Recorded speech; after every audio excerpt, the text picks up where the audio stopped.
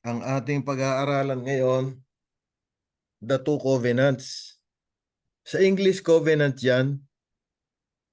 Pero sa Tagalog, hindi siya pwedeng magkapareho dahil yung old covenant, kapag ka kinuha natin ang pangunawa sa Tagalog, ang kahulugan sa Tagalog ng covenant, kasunduan. Lumang kasund I don't know if we will call it lumang kasunduan. Ano? So bago dyan, it's good that we be made aware na itong ating pag-aaralan ngayon ay review lang ito. Yung material na ginagamit ko para i-share sa inyo, ito ay galing kay Elder Epi. Kaya ako ginagamit to kasi naging blessing sa akin ito. At isa pa, naniniwala ako na sa pag-share ko nito, ito rin na mag-a-affirm na at for the appreciation ng gumawa na talagang napakaganda ng two covenants kapag ka pinag-aralan nating mabuti. Ano? Ito ay dalawang magkaibang pamamaraan ng pananaw tungkol sa papanong nagliligtas ang Panginoon. Maunawaan natin. Makikita ninyo sa inyong screen isang image, ano? At first glance, para makikita ninyo na yung isang malaking bato sa gitna ng screen ay para nakapatong sa isang kalsada o whatever, no? Pero totoo yang totoong hindi gawa-gawa itong image na to. Pero ang kanyang pwesto, hindi yan ang totoong pwesto niya. Ang totoong pwesto niya, itong nakita nyo, nakabaliktad kasi yung picture eh. Itong bato ay nasa tubig siya, sa gitna ng tubig. Kumbaga sa kan eh, makikita niyo yung mga island, di ba, napapalibutan ng tubig. Hindi naman siya island, kundi bato siya na nasa tubig. Yung picture ng mga halaman dyan, picture yan ng pinaka halaman doon sa ibabaw ng lupa na hindi na natin makikita. Kaya natin pag-aaralan tong two covenants para makita natin kung anong pagkakaiba nito at kung paano ito mayroong kaugnayan sa pagliligtas na tinupad ng ating Panginoon. Ano? Sa screen naman natin ngayon, yung pagkakaiba ng unilateral sa bilateral. Makikita natin sa dictionary, ang mga synonyms ng unilateral ay one-sided, independent, lopsided, irregular, partial, single, skewed, one-way, autonomous, or uneven. Yan ay sa thesaurus na synonyms. Yun namang bilateral, makikita natin ito ay two-sided or mutual, reciprocal, joint, collective, common, bilaterally symmetrical, isobilateral. No? Titingnan natin ang pagkakaiba ng dalawa. Unilateral contract at bilateral contract. Meron din palang unilateral contract, ano? Titingnan natin mabuti kung anong ibig sabihin nito. Yung unilateral ay unilateral contract ay isang kontrata kung saan ang obligasyon ng isa sa dalawang party ay hindi pa natutupad. Yun naman bilateral, yung dalawang nagkasundo, ang kanilang obligasyon ay due and executory, no? And we have another definition for unilateral contract. This is a contract wherein only one party needs to perform the promise or obligation. Isa lamang ang tutupad sa obligasyon o sa kanyang pangako. Sa bilateral naman, dalawa silang mayroong bahagi na dapat gampanan para tuparin ang kanilang bahagi sa kontrata o sa kasunduan. No? So, bilateral, nakikita natin ang pagkakaiba. Maski sa illustration, both parties need to put into action their commitment. Gagampanan nila ang kanilang napagkasunduan sa kanilang kontrata. Dito naman sa unilateral, ang isa nagbibigay at ang isa tumatanggap. One is giver and the other one is receiver. Yan ang mga simpleng definitions ng unilateral contract at bilateral contract. So, sa Greek word, yung unilateral, diatheke. Pero sa English, hindi siya talaga contract kundi will. No? It is a will or a promise made by one person but benefiting others. Sa Tagalog, itong will, hindi siya pwedeng kontrata o kasunduan. No? Meron tayong tinatawag na last will. Ang Tagalog niyan, huling habilin. Hindi ko alam kung ano pang ibang pwedeng gamiting Tagalog dito sa will. No? Pero yan ang ibig sabihin sa Greek word diatheke. It is a will. It's not a contract. It is easy to understand bakit. Kasi nga isa lang ang tutupad nito eh. No? Dito naman sa bilateral, syntheke sa Greek word. Ang literal na translation niyan sa English ay contract or agreement. Yan ang talagang contract. No? Dalawang parties ang involved dyan. Dito sa will, dalawang party rin ang involved. Ang pagkakaiba na, katulad sa nakita natin kanina, yung will, siya yung nagbibigay. Siya yung tutupad ng kanyang ipinangako. Dito naman sa agreement, yung magkabilang partido, pareho silang merong gagampanan sa kanilang mga obligasyon. Ano?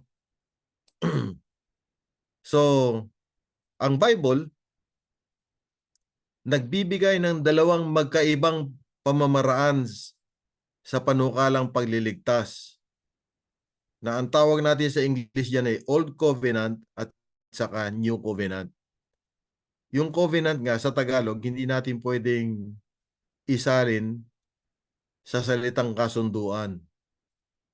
Kasi magkaiba talaga meaning niya sa Greek eh. Ano? Nakita naman natin na ibig sabihin. Sa Tagalog, habilin, yung will. Sa Tagalog, kasunduan, yung agreement. So, bagaman there are two covenants mentioned in the scripture, hindi ko alam kung paano isasali sa Tagalog tong covenant. Dahil hindi nga pwedeng sa Tagalog yun ang gagamitin nating isa lang ang ibig sabihin, kasunduan eh. No?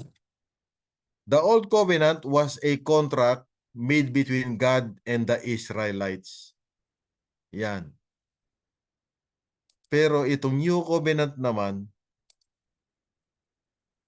bilang isang habilin, ay pangako ng Diyos kung paano niyang tutubusin ang sanglibutan sa pamamagitan ng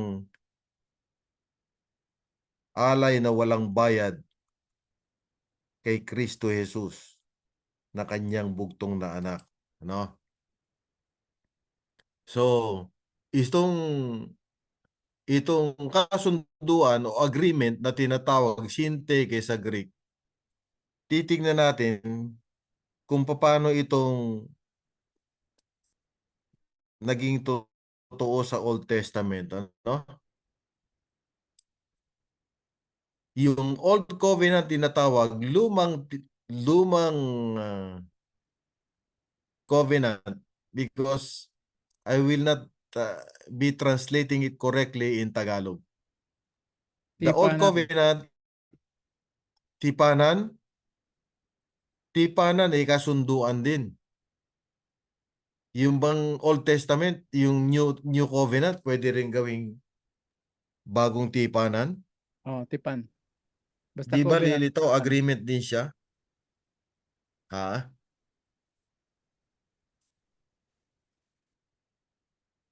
So, the Old Covenant was introduced to the Israelites of the Exodus. Itong tipanan na to ay isang kasunduan sa pagitan ng mga Israelite at sa Diyos. Sa kasunduang ito, inilahad ng Panginoon ang kanyang mga kautusan, partikular yung 10 utos, ano? At sa kabila nito, ang mga Israelites o mga Hudyo ay nangakong iingatan nilang lahat ito. Ito ang kasunduan na kung kanilang tutuparin ang kanilang mga pangako, sila ay mabubuhay. Pero the moment na sila ay hindi nakatupad, ito'y mangangahulugan ng kanilang kamatayan. Simple-simple ang paliwanag, ano?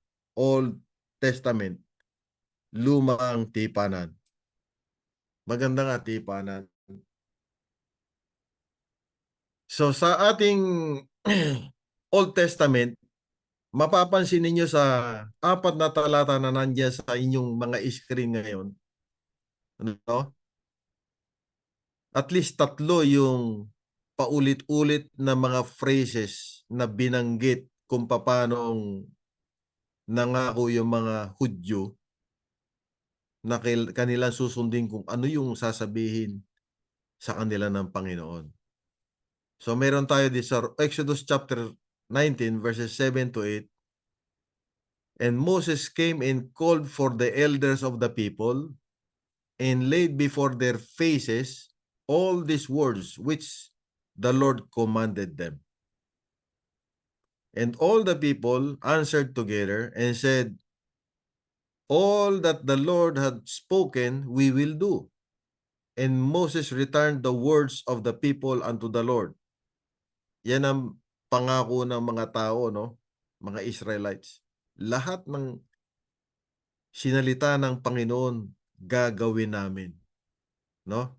Exodus 19, 7 and 8. Dito naman sa Exodus 24 verse 3, naulit naman yon, no?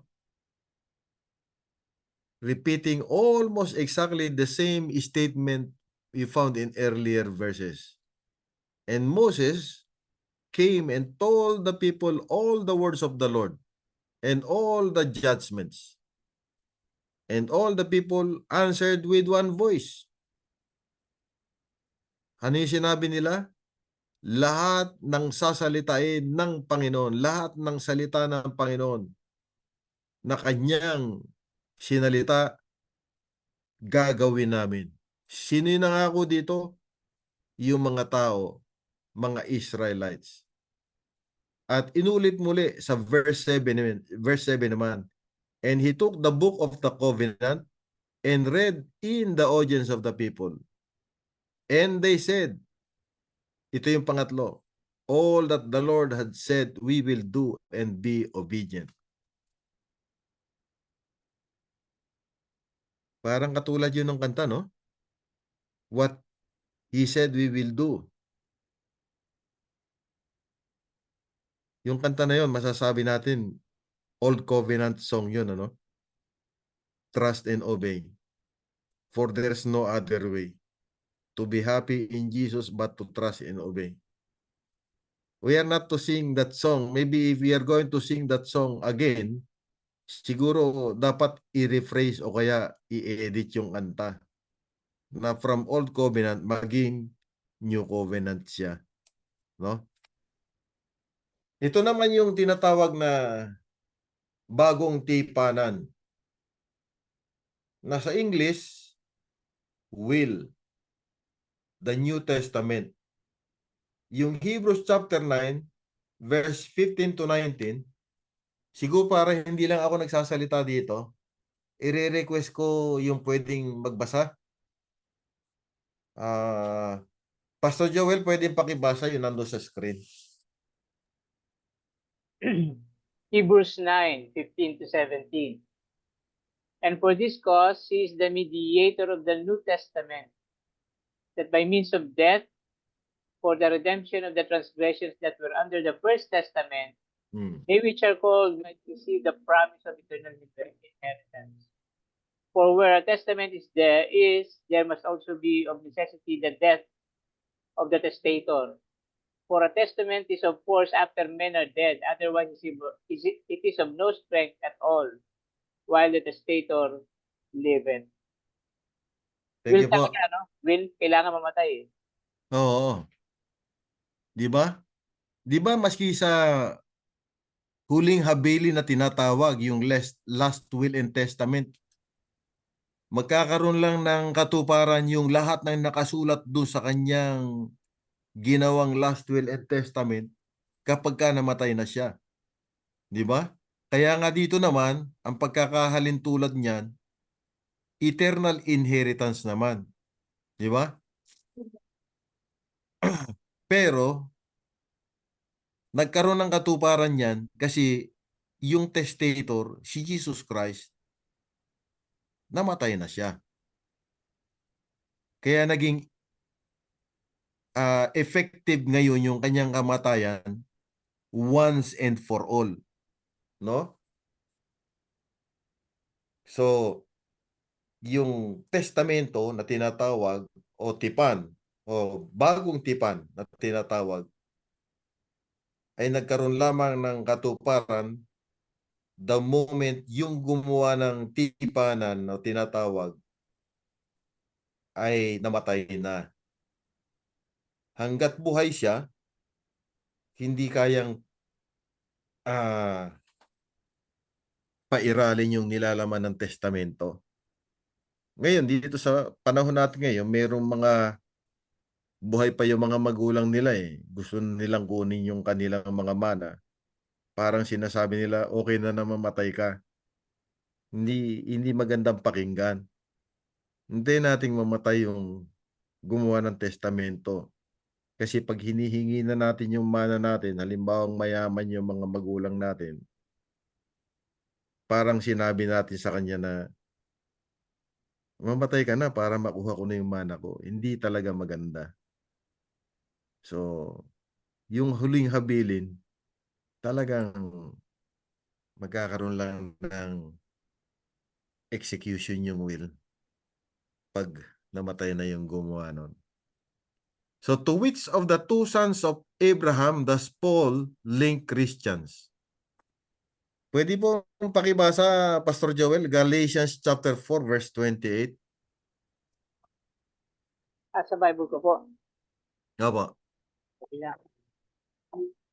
Ay, Galatians 4:28.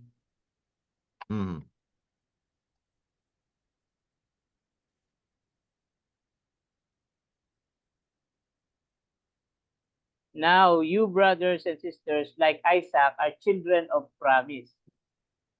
Ganda, no? Thank you po. So, yung tunay daw na Kristiyano ay yung kanyang na-realize na imposible na siya'y makaranas ng kaligtasan sa pamamagitan ng kanyang sariling gawa o sa pagsunod sa kautusan. Kaya and has therefore accepted Christ as his or her Savior. Yung tunay na Kristiyano nakadepende entirely sa biyaya ng Diyos kay Kristo Jesus para sa kanyang kaligtasan. Ito ang ibig sabihin ng New Covenant. Righteousness is attained by faith alone, in Christ alone, rather than by the works of the law. So makita natin na konektado yung New Covenant dito sa salvation by grace alone, through faith. Ano? Not by the works of the law. Yun daw mga kapatid, katulad ni Isaac, ay mga ang anak sa pangako.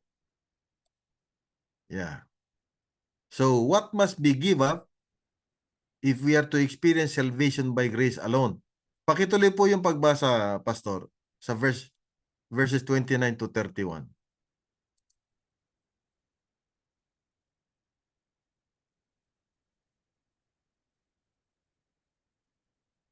Galatians 4:29 to 31.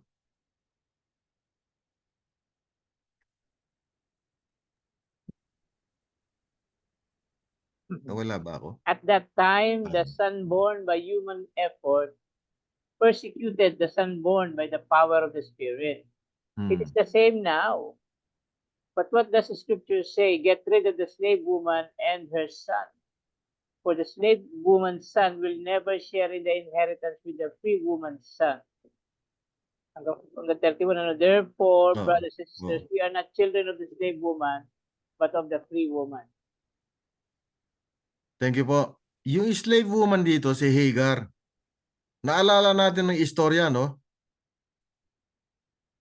Kung paano nainip itong mag-asawang si Abraham at saka si Sarai na sa kanilang pag-iisip, hindi kayang tuparin ng Diyos yung ng kanyang ipinangako na bibigyan sila ng anak. So tinulungan nila ang Diyos na magkaroon ng katuparan, yung pangako ng Diyos. Ganun ba yung Diyos? Hindi. Kaya ang tawag doon sa anak kay Hagar, si Ismael, ano? Yan salvation by, yan nakaugnay din sa tinatawag na salvation by works. Human effort yung ginawa nila eh. Kapag kumilos ang Diyos, hindi niya kailangan ang anumang lakas na nanggagaling sa atin para tuparin niya yung pangako niya. Kaya dito sa paliwanag, salvation by works and salvation by grace are two opposite methods of salvation that cannot be reconciled.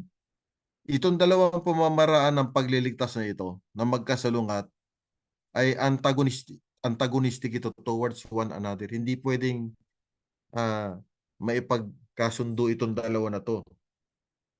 It's either salvation by works or salvation by grace alone through faith. Pero alam naman natin na hindi talaga pwede yung salvation by works. No? When we by faith accept God's gift of salvation through His Son, Jesus Christ, we cannot hold on to any of our own self-righteousness, which is filthy rags before God's eyes.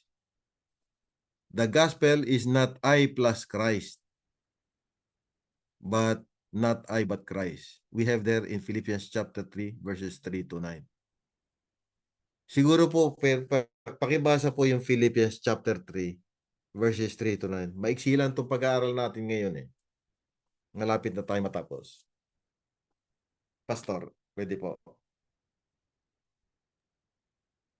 For it is we who are the circumcision, we who serve God by His Spirit, who boast in Christ Jesus and who put no confidence in the flesh, though I myself have reasons for such confidence. If others think that they have reasons to put confidence in the flesh, I have more. Circumcised on the 8th day of the people of Israel of the tribe of Benjamin, a Hebrew of Hebrews. In regard to the law, a Pharisee, as for zeal, persecuting the church, as for righteousness based on the law, faultless. But whatever were gains to me, I now consider loss for the sake of Christ.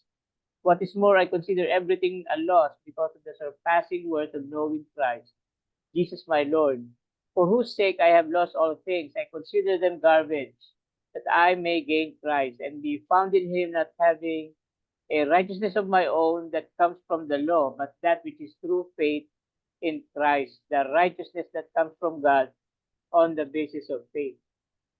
Ganda. Amen. Ganda, no? Ang ganda ng translation niyo, Pastor. Simple-simpleng English. Maski elementary, mauunawaan. So ngayon, tignan naman natin ang similarities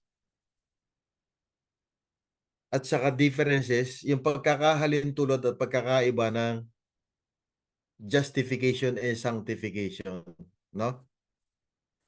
Itong pag-aaring ganap sa pamamagitan ng pananampalataya at ang pagpapakabanal ay ating matatagpuan, are founded upon the objective. Ano yung objective facts?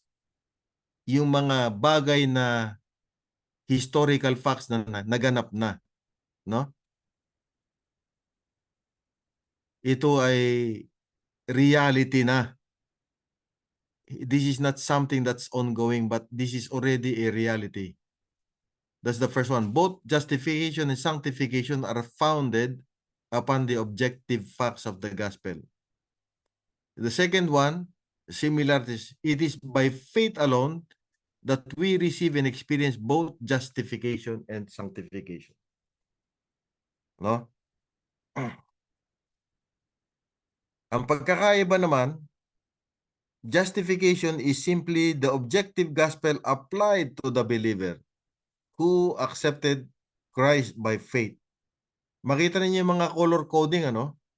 Yung kulay blue, which is the objective facts of the gospel, lahat ng mga kulay blue na color code dito, these are objective facts. Yun namang kulay green, it is connected to the experience, sanctification. Ano? So justification is simply the objective gospel applied to the believer who accepted Christ by faith. That's why we have this phrase, justification by faith. Sanctification, by contrast, is an hourly, day or daily experience that continues throughout the lifetime of the believer who continues to walk by faith. Yeah. Sanctification is related to our experience. Justification is from Christ. Sanctification is also, as far as Christ is concerned, is an objective reality that Christ accomplished through his holy history. Everything that we have and we will have in so far as salvation is concerned, whether it's justification from the guilt and punishment of sin, just sanctification from the power and slavery to sin, and glorification from the nature and presence of sin, we find all the resources as accomplished by Christ. Lahat ito ginampanan ni Jesus Christ. Kaya nga sa 1 Corinthians chapter 1 verse 30, si Jesus Christ ang karunungan ng Diyos. He became for us wisdom from God our justification, righteousness, and redemption. Right? That they that glory, let them glory in the Lord. The main differences between justification by faith and sanctification by faith, let's see, Justification makes effective our legal standing before God, while sanctification has to do with our daily personal experience as Christians.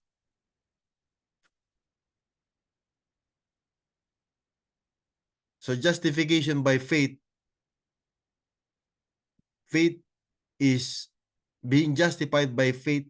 Ano nagiging bunga ng nakakaranas ng pag-aaring ganap sa pamagitan ng pananampalataya? Yung kapayapaan. We have Romans chapter 5 verse 1. Being justified by faith, we have what? We have peace with God. Sanctification by faith naman is our daily experience. Justification is meritorious. It qualifies us for heaven now and in the judgment. Sanctification is demonstrative. It progressively manifests in our lives what we have already been declared to be in Christ. So sanctification is a revelation of what we have become in Christ. Is a demonstration of what we have become in Christ. Justification is the work of a moment, although it remains effective all our believing lives. We are justified once in our lifetime, but we are being sanctified on a daily basis. This is not once, but lifelong. Habang buhay ito, habang nandito tayo, ang pagpapakabanal natin ay araw-araw. Hindi katulad ng pag-aaring ganap. Yung pag-aaring ganap, one time lang naganap yan. No? Sa pamamagitan ng pagbububo ng dugo sa krus ng Kalbaryo ng ating Panginoon sa Kristo. So we have here two distinctions. Justification, sanctification. Justification ay kung ano ang katayuan natin kay Kristo sa pamamagitan ng pananampalataya. Yung sanctification, kung ano ang karanasan natin kay Kristo sa pamamagitan din ng pananampalataya. We have at least 5 comparisons here, but there are many more. It's not just 5, no? But for the sake of comparison, we have number 1, dead to sin, patay na sa kasalanan. Romans chapter 6 verses 2 to 11, Colossians chapter 2 verse 10. Dito naman sa sanctification, hindi nagbibigay ng puwang sa kasalanan. Romans 6:11 to 15 and all the other verses. 1 Peter chapter 2 verse 24. Justification, alive to God. John 5:24. John chapter 20 verse 31. Romans 6:11. Then we have sanctification, nabubuhay na live unto God. All right? We have those verses. Romans 14:8, 2 Corinthians 5:15, and so forth. Then in justification, we are declared legally righteous. In and of ourselves, we are sinners. But in justification, we are legally declared righteous, legally righteous. And so because this is what we are declared to be, in sanctification, we live righteously by faith. This is the fruit of us having discovered our status in Christ, who declares us legally righteous, so that in return, we will live righteously. Please look at those verses. No? In justification, we are children of God. children of the promise. No? This is what we are already in Christ. And those are the Bible verses. And having realized what we already are in Christ, we act like children of God, and we live like children of God. And those are the verses you can see. Then number 5, we are God's claimed possession. No? Ephesians 1:4, 2 Timothy chapter 2, verse 19.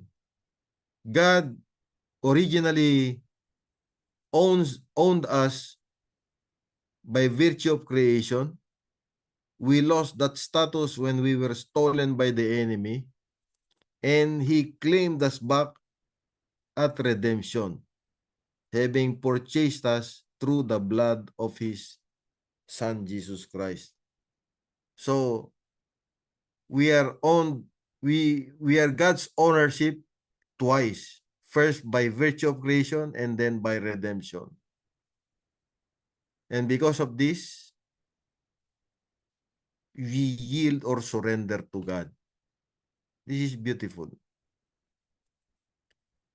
What our status is in Christ by faith. We are indwelt and led by the Holy Spirit. You have all those Bible verses there. 1 Corinthians 3:16. Maybe we can read a few so that we can have a better understanding.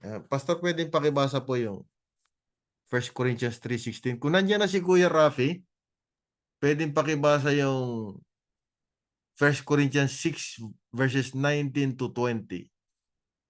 Si Pastor Joel sa 1 Corinthians 3:16, please. 1 Corinthians 3:16. Mhm. Don't you know that you yourselves are God's temple, and that God's Spirit dwells in your midst? Mm. Certification, ano? Thank you. Kuya Rafi, andyan ka na? Pwedeng pakibasa yung 1 Corinthians chapter 6 verses 19 and 20.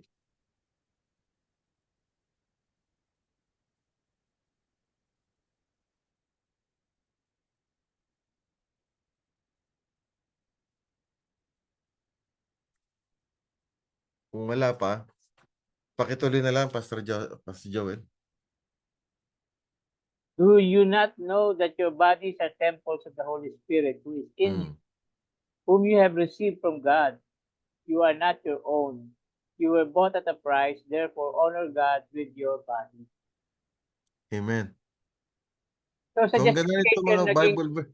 naging owned tayo ng Diyos. Ano? Oo. We became owned by God.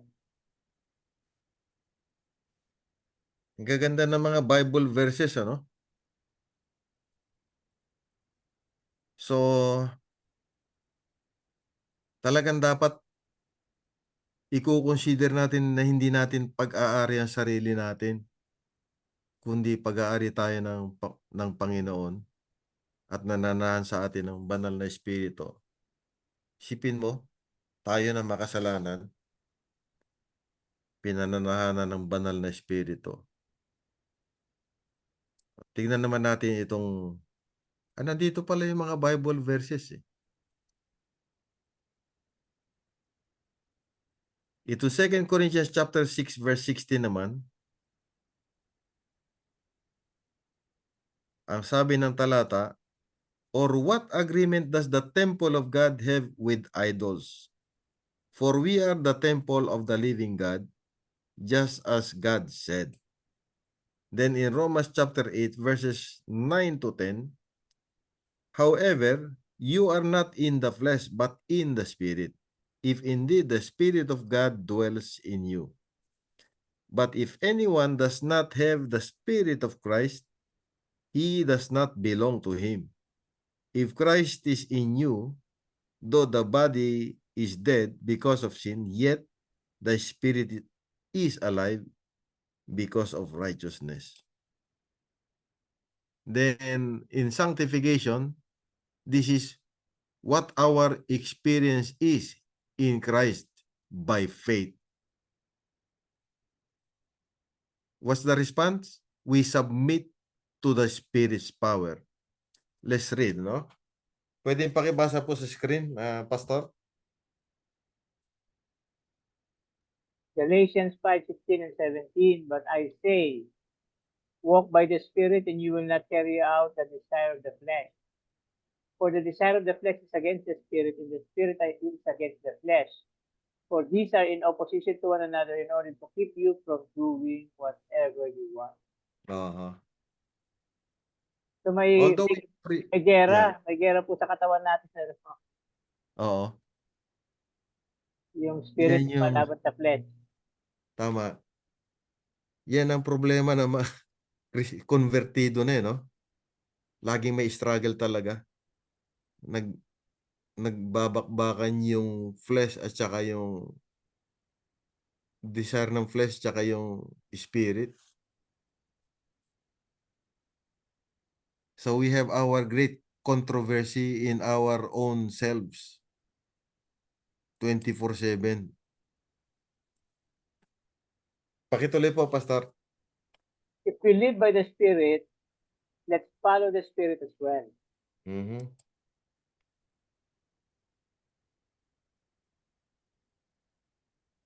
Ephesians chapter 4, verse 30. Do not grieve the Holy Spirit of God, by whom you were sealed for the day of redemption. Mhm. Sige po. Ephesians 5:18. Don't get drunk on wine, which produces depravity. Instead, be filled with the Spirit in the following way. Mhm. Be filled with the Spirit.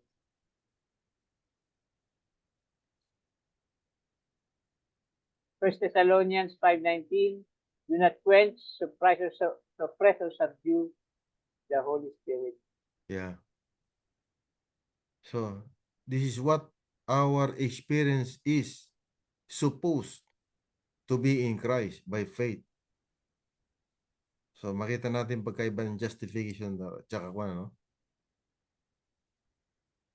So, out of the Reformation of the 16th century developed two main distinct concepts of salvation that have since dominated Protestantism. Makikita natin sa Facebook yan, dalawa yung klase ng concepts na yan. Yung isang nag-develop, yung pinakauna si John Calvin, ano?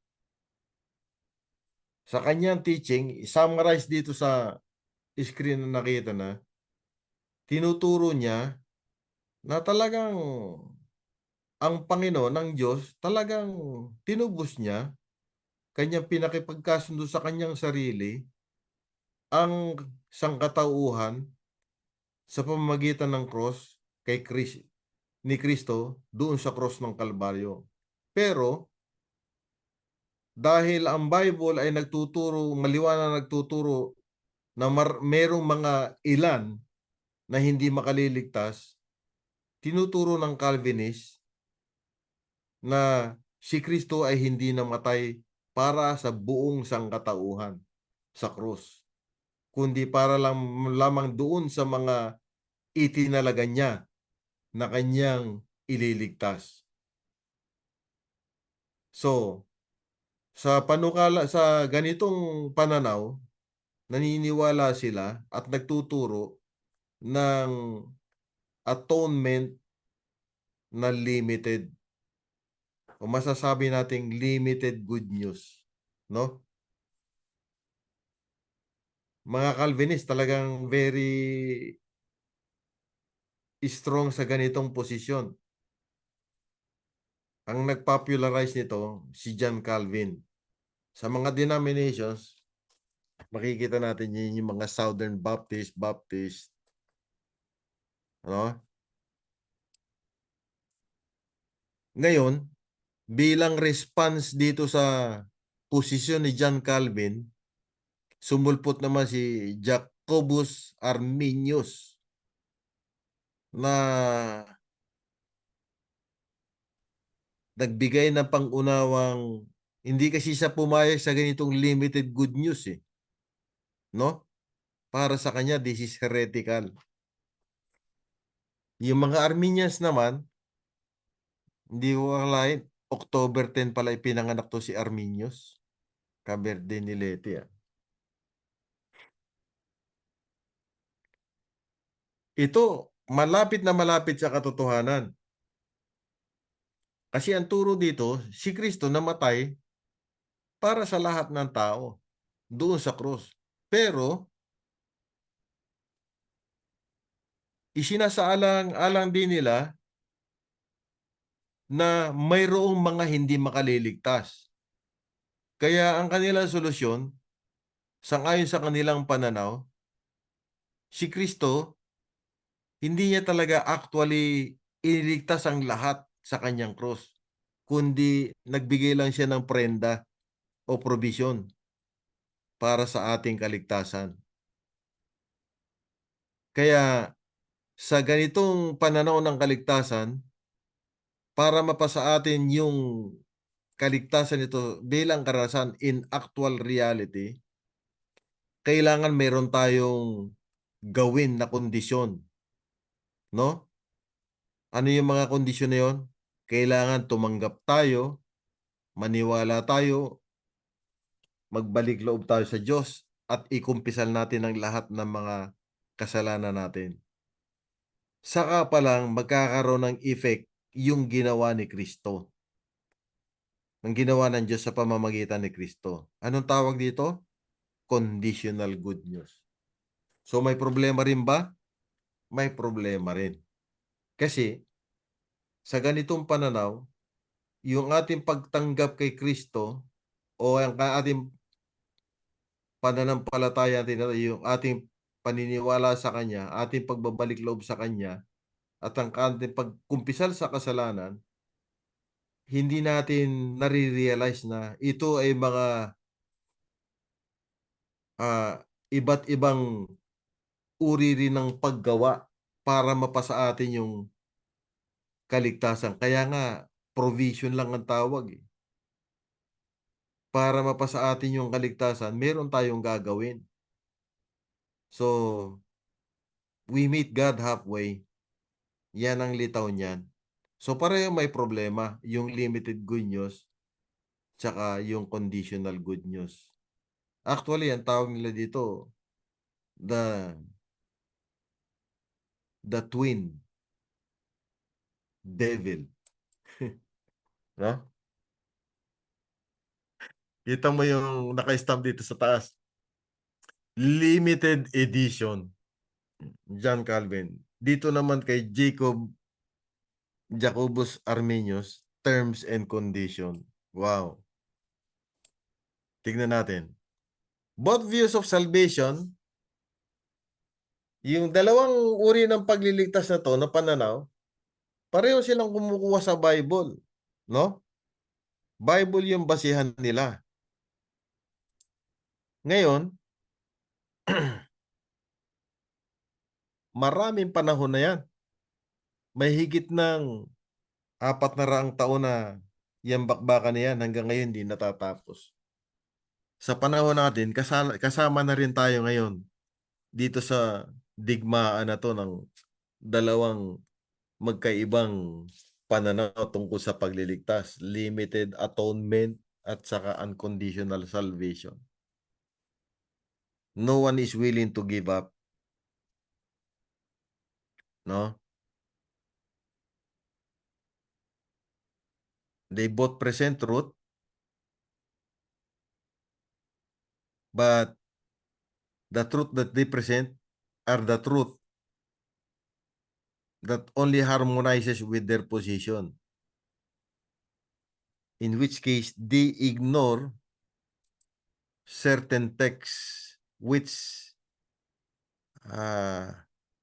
would run contrary to their position. Oh, let me put.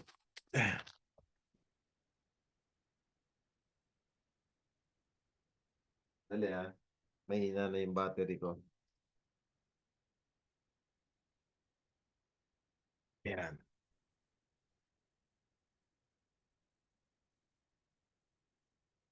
The Calvinists have great difficulty explaining the universal text of the New Testament. Yan yung mga universal text, ano? John 3:16, familiar tayo dyan. 3:16 and 17, 12:47, 1 Timothy chapter 2, verses 5 and 6, and Titus 2:11. Mga universal text yan na yan naman ang ini-ignore din nila. Meron silang sariling pangunawa dyan. Di ba? Katulad, John 3:16, God so loved the world that He gave His only begotten Son, that whosoever believed in Him should not perish but have everlasting life. No?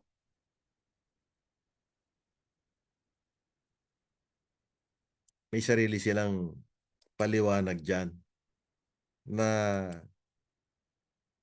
nagdi-distort do sa wika mismo ng Panginoon. Ito naman mga Armenians, ito naman yung difficulties nila. Romans chapter 5, 10 and 18. No? Ito mga Bible verses na sa ilalim na to, yan yung mga Bible verses na nagbibigay unawa sa atin na talagang iniligtas ng Panginoon ang entire human race. Katulad ito 2 Corinthians chapter 5, 18 and 19. All things are of God, who has reconciled us unto Himself. Diba? To wit, that God was in Christ reconciling the world unto Himself, not imputing their trespasses against them. Kuya Pipes, Oy, go baka ahead. pwedeng basahin nila yung mga verses para makita talaga nila yung... Oh, sige, sige. Oh, thank you. Doon muna tayo sa Calvinist, ano? John 12:47. Hindi ko nakikita kung ilan tayong sa grupo ngayon. Maliban kay Pastor Joel, baka merong gustong ibang bumasa. Kuya Rafi, nandiyan ka na? Brother Jong, baka pwede. Ah, si Brother Jong nandiyan. Brother Jong, pwede pakibasa. John 12:47. Okay po, saglit.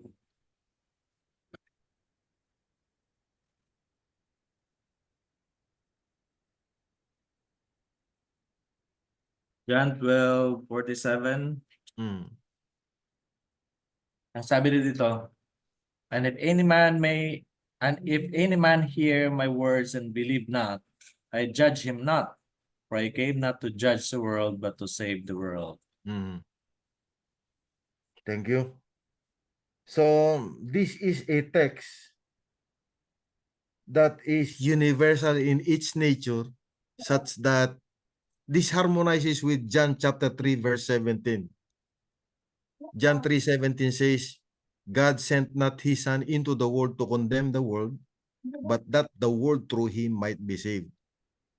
This is where one of those where lies the difficulty of a Calvinist to understand how the salvation of the entire human race is very much opposed to their understanding of limited atonement.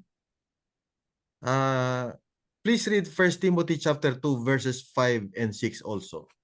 This is also another universal text which the Calvinists have difficulty understanding. Pastor Joel, please.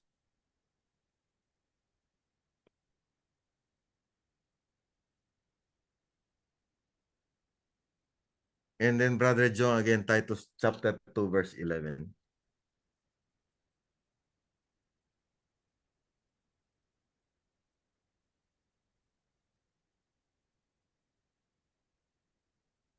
For there is one God Mhm. and one mediator between God and human being, Christ Jesus Himself, human, who gave Himself as a ransom for all people. Mm. This has now been witnessed to at the proper time. So yung for all people, universal. Thank you po. This is another universal text. Brother John, please. Titus 2:11. Titus 2:11 says, "For the grace of God that bringeth salvation hath appeared to all men." Mhm. So, thank you. Here, in all these few verses that we have read so far, these are all universal texts. And all these universal texts indicate how Christ came to save the entire human race. Though these verses do not in any way indicate limited atonement or limited good news, so to speak. Good news is good news, not for a few people, but for all people. Let's now consider the Armenians who have great difficulty with the next verses that we're going to read. Romans chapter 5, verse 10 and 18. Pastor Joel, please. Ano pong text?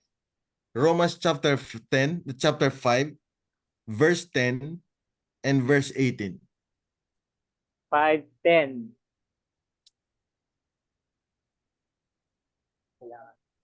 For if while we were God's enemies, we were reconciled to him through the death of his son, how much more having been reconciled to him, shall we be saved through his life? Mhm. Verse 10 and verse 18. 18. My favorite verse. Mm. Kailangan ko ita. Consequently, just as one trespass resulted in condemnation for all people, so also one righteous act resulted in justification and life for all. Thank you po. So initially, we can surmise that in these two verses alone,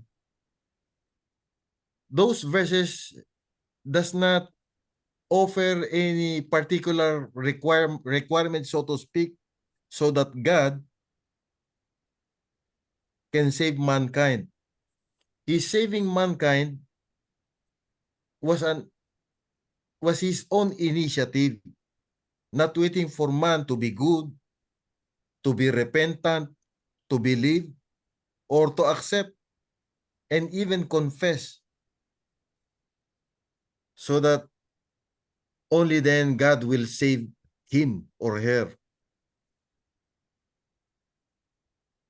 And this is actually the difficulty of an Armenian. An Armenian understanding is always in such a position whereby someone needs to repent or believe or confess or accept before God can save him. This ends up to work salvation also. Let's go to 2 Corinthians chapter 5, 18 and 19. Brother John, please. Then Pastor, Ephesians chapter 2, 5 and 6 after that. Brother John, please.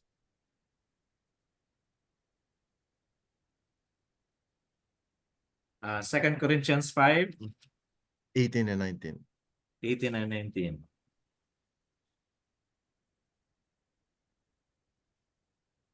And all things are of God, who hath reconciled us to himself by Jesus Christ, and hath given to us the ministry of reconciliation.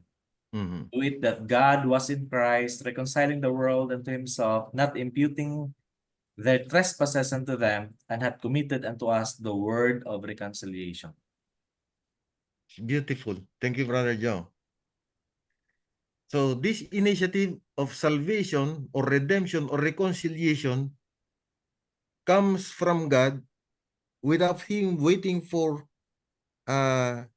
sinful human beings to first do something so that he can save them or redeem them or reconcile himself to them. let's go to the other group of verses this time. Ephesians chapter 2, 5, and 6. Pastor Joel. Made us alive with Christ. Hmm. Even when we were dead in transgression, it is by grace we have been saved. And God raised us up with Christ and seated us with him in the heavenly realms in Christ Jesus. Then please jump to verse 8, please. Verse 8, for it is by grace you have been saved through faith, and this is not from yourselves, it is the gift of God. Accomplished, tapos not from yourself. Oh, yeah. Ang Diyos ang Ang galing nag-accomplish. na emphasis, ano? Binigay niyo muna yung 5 to 6, actually hanggang 7 yan. Tapos, binigyan niya talaga, hinamer niya ng gusto pagdating sa 8 and 9. No? So talagang makikita natin na God's initiative did not wait for mankind to be transformed so that he can save them. Let's have the last verse, Brother John. 1 John chapter 2, verses 1 and 2. My little children, these things write I unto you, that ye sin not. And if any man sin, we have an advocate with the Father, Jesus Christ the righteous. And he is the propitiation for our sins, and not for ours only, but also for the sins of the whole world. Thank you. Makita natin yung emphasis doon sa verse 2, no? Siguro kung hindi nakalagay yung verse 2, isipin natin para sa mga believers lang ito. Dahil meron na silang ginawa. Pero John the Beloved was careful in having included verse 2, and he is the propitiation not for our sins only, but for the sins of the whole world. This perfectly harmonizes with 2 Corinthians 5:19. God was in Christ reconciling the world unto himself, not imputing their trespasses against them. So, makita natin, ano, yung diferensya ng both camps, Calvinists and Arminians. Let's now, ito pala eh. Nabasa na natin lahat yan, no? So hindi na natin, let's now consider the solution also from the scriptures.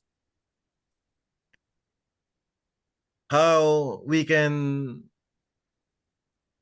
look at the possibility of harmonizing both camps according to what the scriptures bring before us. When we read the Bible, especially the New Testament, we realize on the one hand, scripture speaks of salvation as an already accomplished fact. It is an established reality.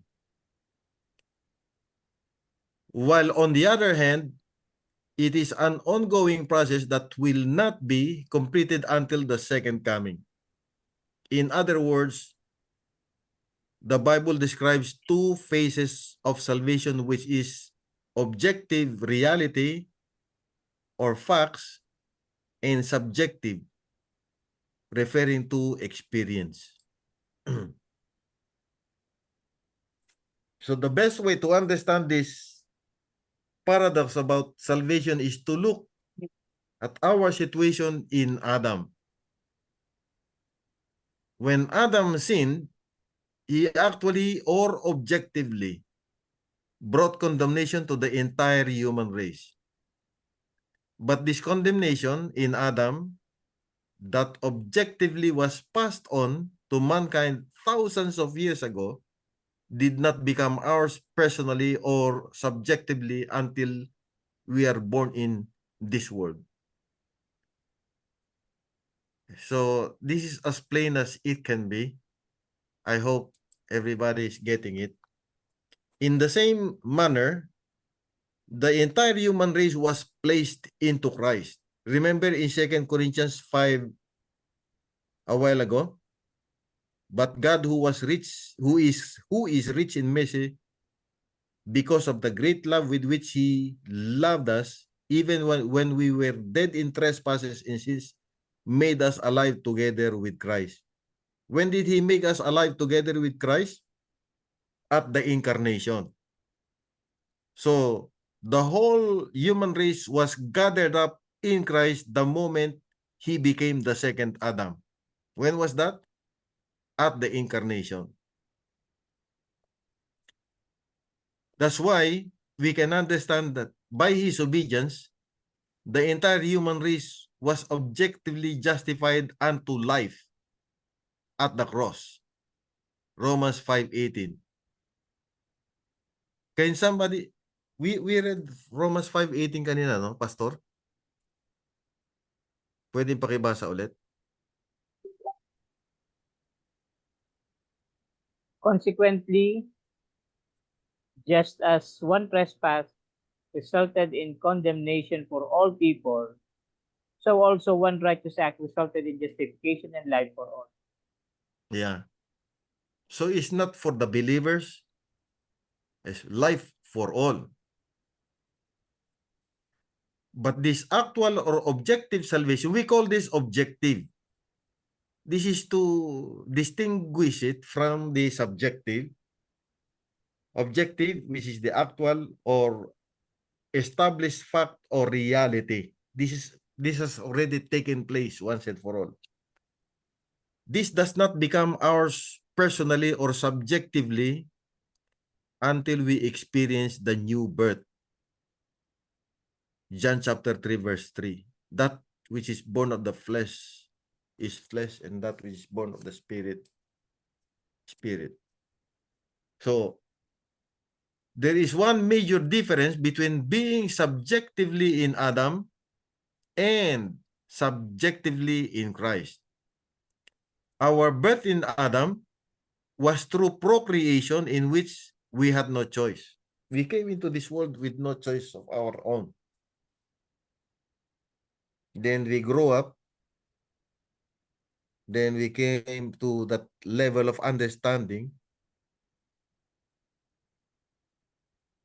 So, whatever we were in Adam is not a choice that we can make. That's why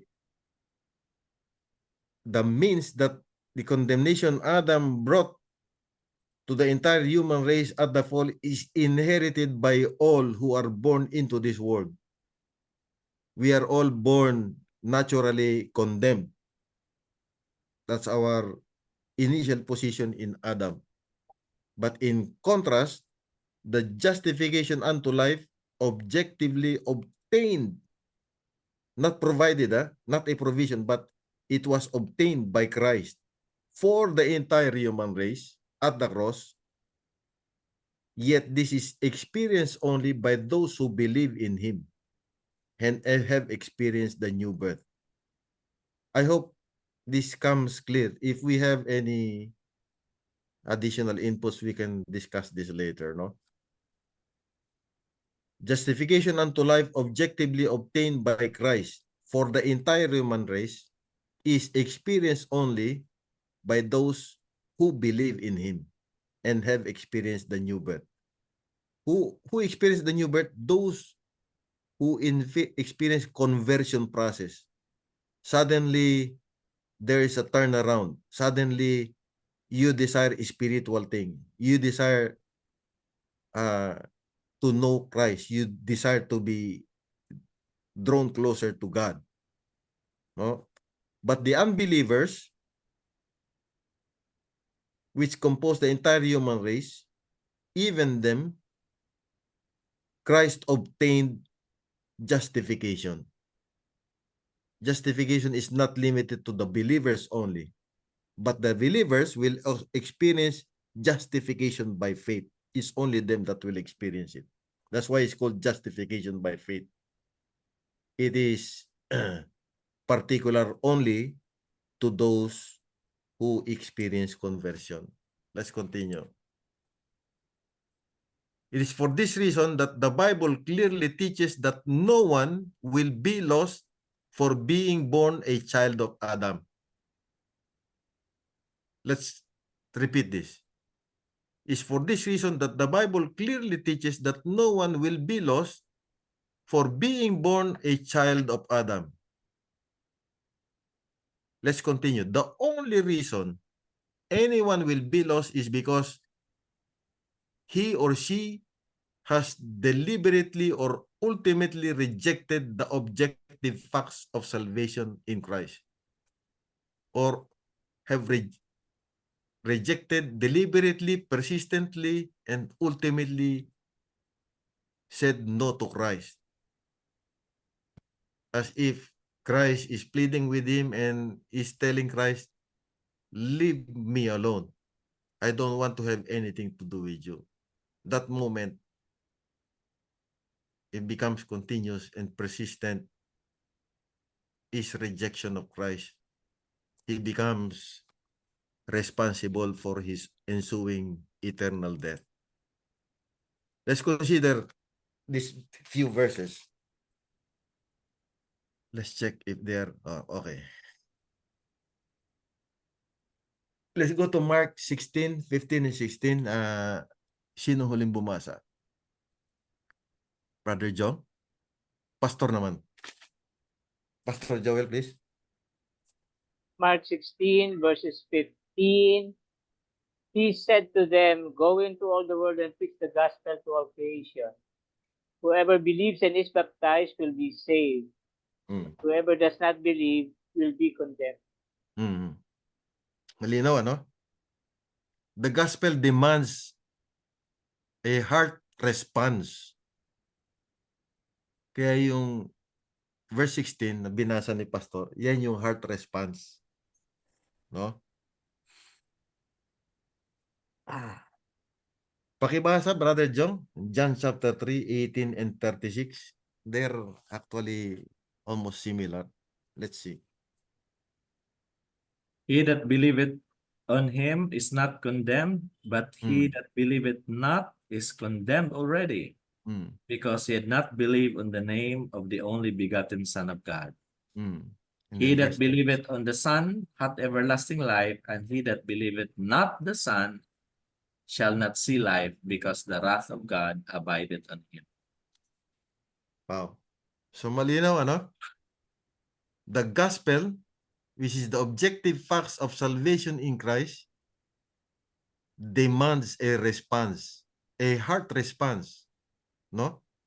That must be motivated by agape, love. Right. Pastor Joel, please, Hebrews chapter 2, verses 1 to 3. And Brother John, chapter 10, verses 26 to 29. Hebrews 2, verses 1 to 3. We must pay the most careful attention, therefore, to what we have heard, so that we do not drift away. For since the message spoken through angels was binding, and every violation and disobedience exceeds its just punishment, how shall we escape if we ignore so great a salvation? This salvation, which was first announced by the Lord, was confirmed to us by those who heard. Amen. So salvation can be ignored, no? Yeah. It can be refused. It can be rejected. Yeah. Salvation as an act of God, as an initiative of God, can be refused. But it can be positively experienced by those who will gladly accept it. It's accompanied by peace that surpasses all knowledge and understanding. Only the believers who become converted will experience that.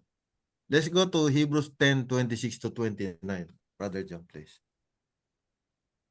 For if we sin willfully after that we have received the knowledge of the truth, there remaineth no more sacrifice for sins, but a certain fearful looking for of judgment and fiery indignation, which shall devour the adversaries. He that despises Moses' law died without mercy under 2 or 3 witnesses. But how much sorer punishment, suppose ye shall he be thought worthy, who hath trodden underfoot the Son of God, and hath counted the blood of the covenant, wherewith he was sanctified, an unholy thing, and hath done despite unto the Spirit of grace. Amen. So napakalinaw ng ng objective facts of salvation in Christ, It's for everyone, but those who will gladly receive it will experience peace, joy. So because God has redeemed the entire human race in Christ, He can take to heaven all those who have never heard the gospel, yet through no fault of their own, but who were faithful to the light they had. Diba? Yung mga hindi nakapakinig sa gospel, pwede silang iligtas ng Panginoon on the basis of this objective gospel. Kasi para sa entire human race yan. Isang example, paano yung mga sanggol na namatay na hindi naman nila alam na nabuhay sila dito sa mundo pero hindi na sila inabot ng paglaki. I believe they are also included in the entire human race. They have not heard the gospel. They died and that sleep death, and they are not responsible for that too.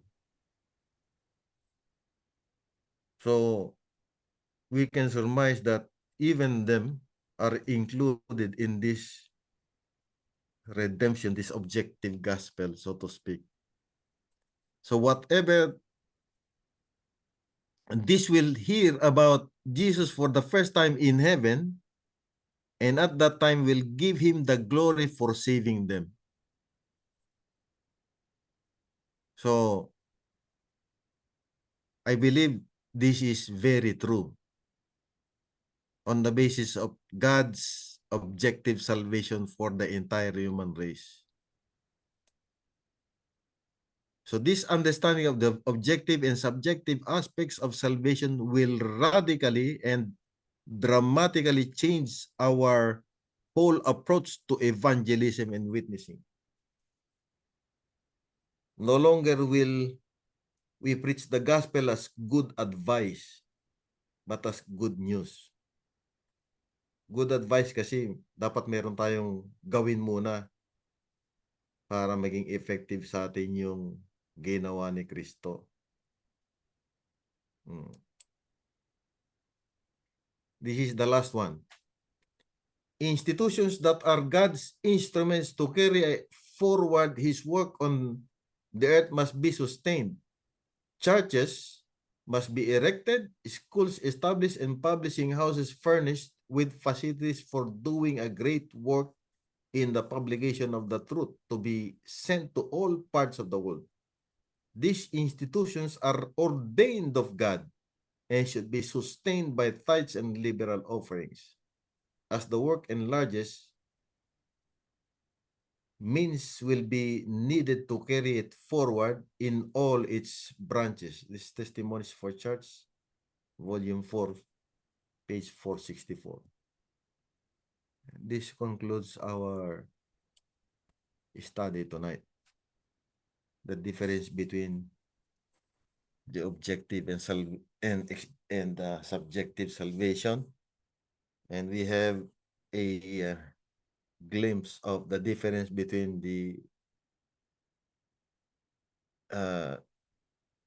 Calvinists and the Arminians, both of which teach a perverted gospel, so to speak. The objective and and subjective aspects of salvation are well defined in the 1888 message, I believe. This concludes our study tonight. It's time for reflections. Any thoughts, please?